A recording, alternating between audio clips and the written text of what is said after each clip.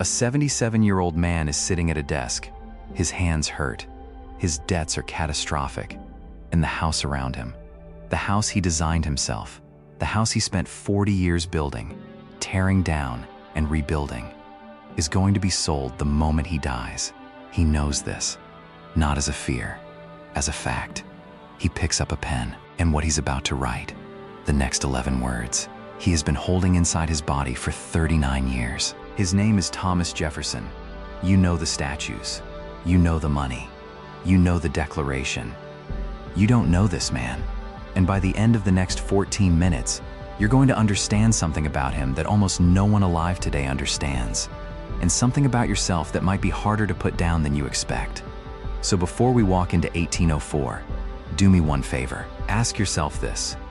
What have you built in your life that you're terrified you won't be able to keep? Hold that question. We're going to come back to it. Step out the front door of the president's house. Look down before you look up.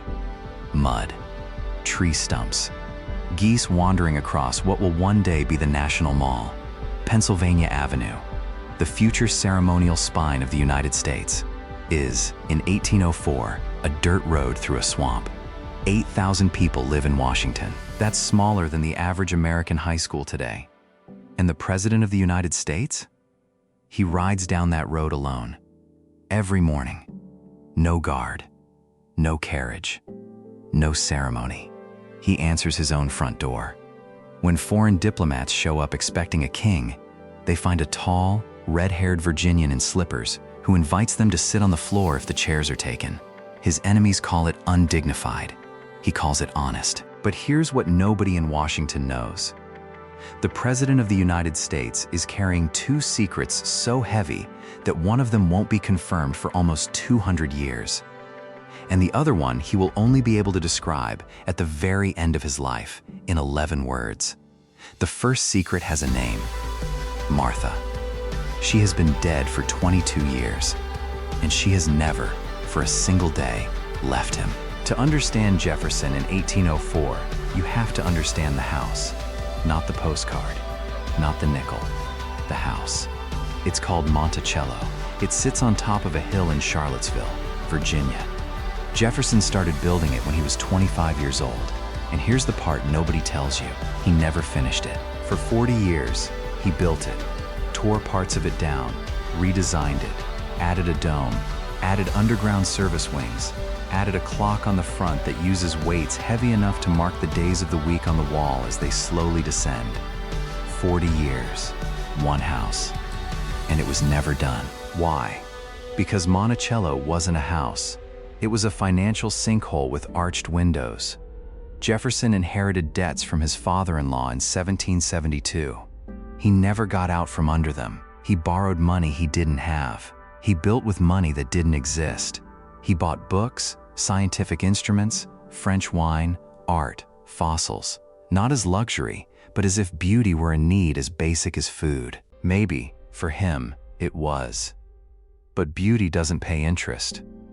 By the time he died in 1826, his debt was worth more than $1 million in today's money. Monticello was sold 18 months after his death. His family was scattered. The house he spent 40 years building belonged to strangers for decades before it became the symbol it is today. Now, remember the question I asked you in the first minute? What have you built that you're terrified you won't be able to keep? Jefferson built the most beautiful house in America, and he couldn't keep it. There are people in your life like that. Maybe you're one of them. Building something with everything you have on ground you don't fully own. If that hits something, keep watching, because the heavier secret is still ahead. It has a name and 11 words. When Jefferson was 77 years old, he sat down to write his autobiography. 226 pages. He covered his ancestry, his education, his years in the Virginia legislature, his time in France, his diplomatic career across Europe, his friendships, his enemies, his thoughts on government, religion, agriculture, language, architecture. 226 pages. And his wife, Martha Wales Skelton Jefferson, the woman he married in 1772, the mother of 6 of his children, the love of his entire life, gets 11 words. Here they are. Read them slowly. This is what he wrote in 1821 about losing her in 1782. The cherished companion of my life, in whose affections, unabated on both sides, I had lived the last 10 years in uncheckered happiness. That's it. That's all there is. Read it again. Unabated on both sides. Uncheckered happiness. These are not the words of a man who moved on. These are the words of a man who, 39 years after his wife died, still cannot write more than a single sentence about her, because one sentence was all he could carry. When Martha died, Jefferson collapsed. His daughter, Patsy, who was 10 years old, later said her father was inconsolable for 3 weeks. He didn't eat. He didn't sleep. He didn't speak. When he finally walked out of the room, he got on a horse and rode into the woods for hours, alone. The same woods where he and Martha used to walk. He did that for months. He never wrote about it. Not in any letter that survives. Not in a journal. Not in a private note. He left Monticello 2 months after her death. The first time he could bring himself to leave the house at all, and threw himself into public service the way you throw yourself into a river when you can't stand still on the bank. That's the Jefferson who's walking through Washington in 1804. 22 years carrying something he could only describe in 11 words. And here's why I'm telling you this. Some of you watching right now know exactly what this feels like. Not the same loss. Not exactly. But the weight of a name you still can't say out loud without the room changing. A person, a chapter, a version of yourself that ended, and the words for it never came. If that's you, write the name in the comments. Just the first letter. You don't have to explain. You'd be surprised how many people are about to do the same thing. That's what this channel is for. In 1802, 2 years before our walk through Washington, a journalist named James Callender published a story that nearly destroyed Jefferson's presidency. Callender wrote that Jefferson had a second family at Monticello, a family he never acknowledged, never spoke about, never wrote down. The mother was an enslaved woman named Sally Hemings. Jefferson never responded, not in a letter, not in a statement, not in the 226 pages of autobiography he would write almost 20 years later. In all of those pages, Sally Hemings does not appear, not once. But Jefferson didn't control every voice in the room. Isaac Granger Jefferson, a man enslaved at Monticello, was later freed and dictated his memoirs. He described the house with a precision Jefferson himself never matched.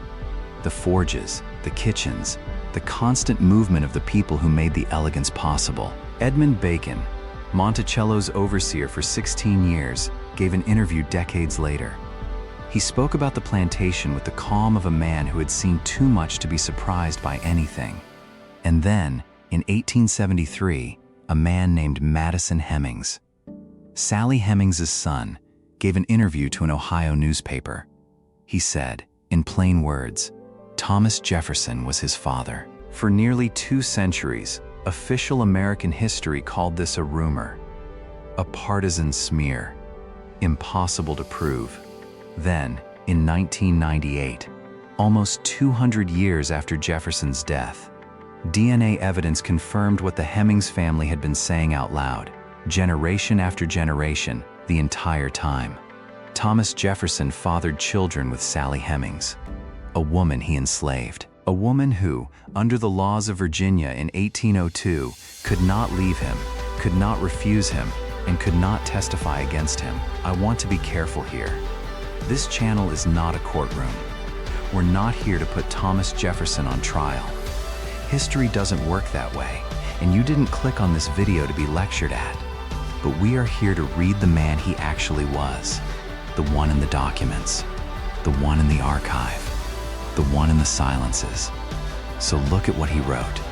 226 pages, 11 words about Martha, 0 words about Sally, and hundreds of pages about liberty, equality, government by consent, and the unalienable rights of man.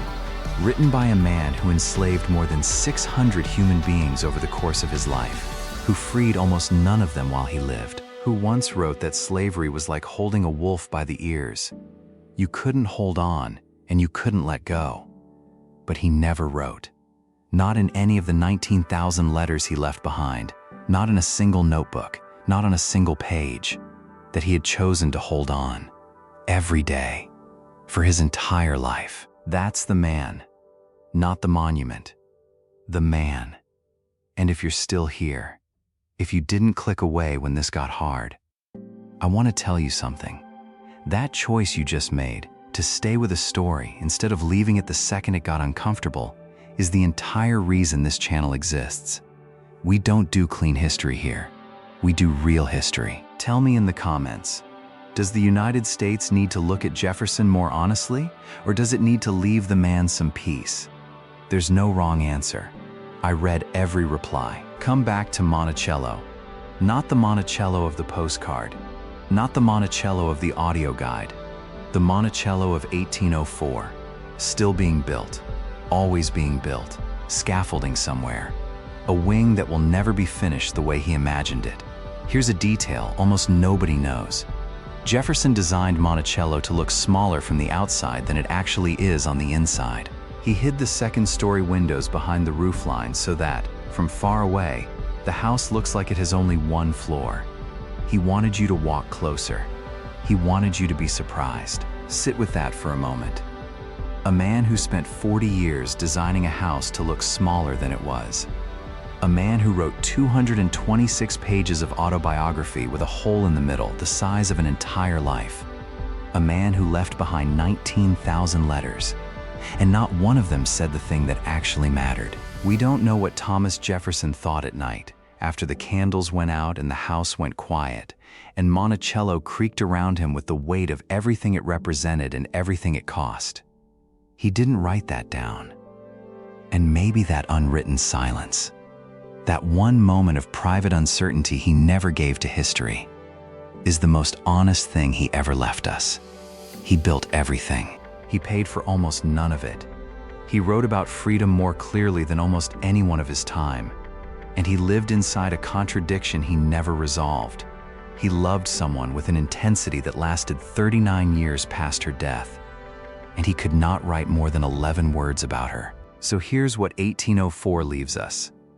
Not a lesson, not a verdict, not a moral, a question. When you look at what you've built in your own life, the work, the home, the relationships, the version of yourself that cost everything you had, what's still unfinished? Not because you ran out of time, but because some part of you doesn't know how to finish it. Jefferson never finished Monticello. The house was sold. The debts came due. The family scattered. But the question he could never answer, about freedom, about love, about what a man owes the people who made everything he built possible, that question is still open. Maybe because the right questions never close. They just change hands.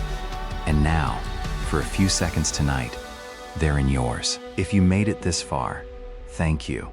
Genuinely. That number, by the way, is small. Most people who started this video aren't here anymore, which means you're one of the ones who stays for the hard parts.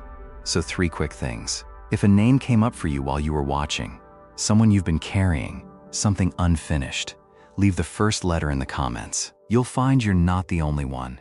If you know someone who builds on hard ground and pays a price no one sees, send them this video. Don't say anything. Just send it. They'll understand. And if you want to walk into more of these, more lost rooms, more real people, more 1804s, subscribe.